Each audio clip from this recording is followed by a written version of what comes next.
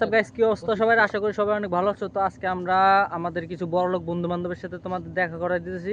তো প্রপারলি ওদের আউটফিট কত, তো ওদের কাছ থেকে শুনো শুনো, ঠিক আছে? তো কেমন আছো রাকিব? ইনশাল্লাহ ভালো। তো তোমার কাছে একটা কথা জিজ্ঞেস করতে পারি? বলেন।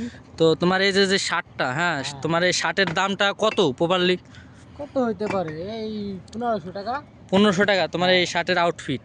হ্যাঁ। ও আচ্ছা, তো তোমার এই ঘড়িটার দাম কত প্রপারলি? এই ওয়াচটার দাম তোমার 2500 টাকা নেছে।